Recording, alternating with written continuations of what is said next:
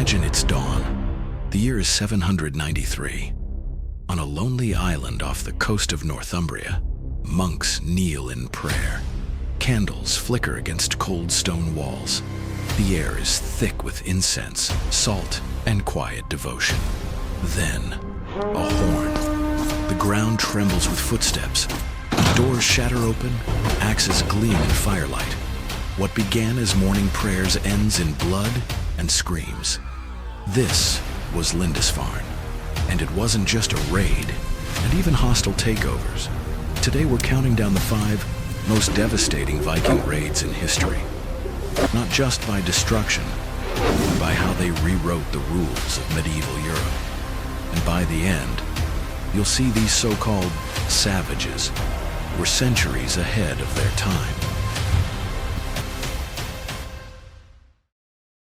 Lindisfarne, 793 AD, the psychological masterpiece. Historians call Lindisfarne the start of the Viking Age. But here's the truth. This wasn't about treasure. It was about terror. The Vikings could have hit any undefended coast. Instead, they struck the holiest monastery in England, a place of prayer, learning, and supposedly divine protection. The Anglo-Saxon Chronicle describes slaughtered monks, looted relics, and holy ground defiled. But here's the detail often overlooked. The haul wasn't extraordinary. Gold and silver, yes, but nothing that justified the risk of such an audacious attack. So why Lindisfarne? Because the Vikings knew exactly what they were doing. By desecrating the untouchable, they sent a chilling message. Your God can't save you. Your kings can't protect you. We can strike anywhere, anytime. This wasn't a raid. It was psychological warfare, and it worked.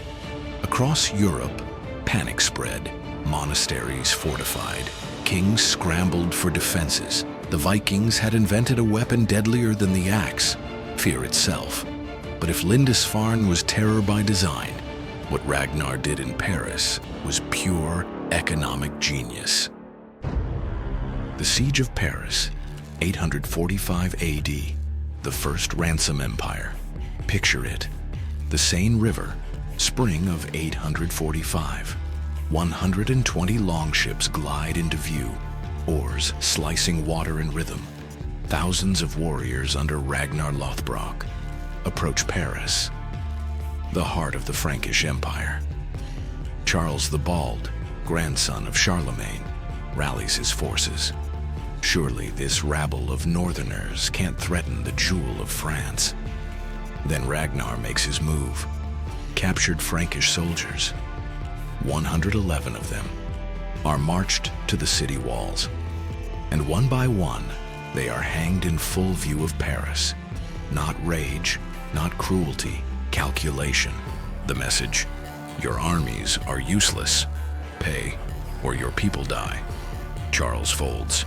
He pays Ragnar 7,000 pounds of silver, the equivalent of tens of millions today. Here's the kicker. Ragnar never intended to sack Paris. He wanted it intact, so he could return for more. This was Europe's first protection racket. Centuries before the Mafia, Ragnar turned kingdoms into clients. Why destroy a city when you can make it pay you forever? And it worked. Other Viking leaders copied the model. Extortion became standard practice. But even Ragnar's brilliance pales compared to what happened when the Vikings set their sights on the greatest fortress of all, Constantinople. The Rus' attack on Constantinople, 860 AD, the impossible raid Constantinople, the richest city in the world, 1 million people, triple walls that had defied every siege for centuries, the queen of cities. And yet, in 860, fire and chaos erupted at its gates. The Rus' Vikings, sailing rivers from modern-day Russia, appeared with 200 ships. But this wasn't blind aggression. They had studied patrols, timed the emperor's absence, and struck when the city was most vulnerable. The Byzantines panicked. Monasteries burned, suburbs were pillaged, citizens were massacred. The city itself survived only because of its colossal walls, but the shock was devastating. The invincible fortress had been shaken. And here's what's truly remarkable. The Byzantines weren't just terrified, they were impressed. So impressed, in fact, that they later invited Vikings into their inner circle. The Varangian Guard, an elite force of Viking mercenaries sworn to protect the emperor, was born directly from this raid. Think about that. The most advanced empire on earth, hiring their would-be conquerors as bodyguards. But if Constantinople proved the Vikings could threaten empires, what they did in Ireland showed they could erase cultures. The sack of Irish monasteries, 9th century. The knowledge apocalypse. Ireland in the 9th century was a beacon of learning. Monasteries like Clonmacnoise, Kells, and Armagh weren't just religious centers. They were universities, libraries, and banks rolled into one. They preserved Greek philosophy, Roman science, and the great works of Christianity. In other words, Ireland was medieval Europe's Silicon Valley, and the Vikings burned it. They raided not just for gold, but to cripple Ireland's intellectual heart. Priceless manuscripts, illuminated gospels, histories, philosophies went up in flames. Knowledge that could have advanced human civilization by centuries, lost forever. This wasn't random violence. It was strategic cultural destruction. The Irish golden age of learning collapsed. Scholars fled, knowledge scattered, and the Vikings cemented dominance in the North Atlantic. For Europe, the loss was incalculable. For the Vikings, it was victory. And yet, even this devastation was nothing compared to their final transformation, when raiders became conquerors. The Great Heathen Army, 865 AD, from raiders to empire builders. Up to this point, Viking raids had been hit and run. But in 865, everything changed. The sons of Ragnar Lothbrok, Ivar the Boneless, Halfdan, and Ubba, led a coalition of warlords across the sea. This wasn't a raid. It was an invasion. The Great Heathen Army swept through England. Northumbria fell. East Anglia fell. Mercia surrendered. This was conquest at scale. And here's what's remarkable. The Vikings didn't simply destroy. They integrated.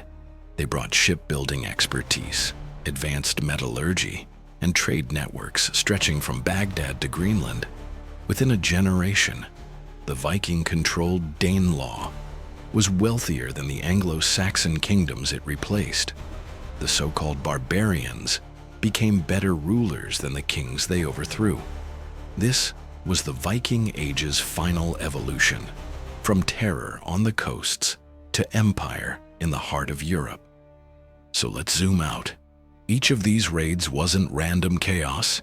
They were calculated moves in a strategy that reshaped Europe.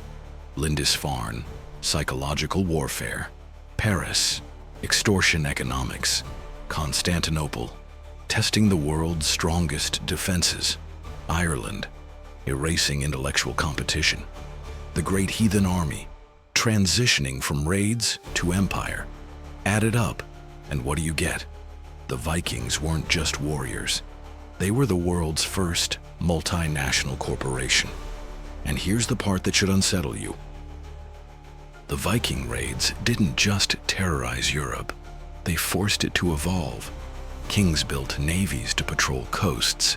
Cities built walls to keep raiders out.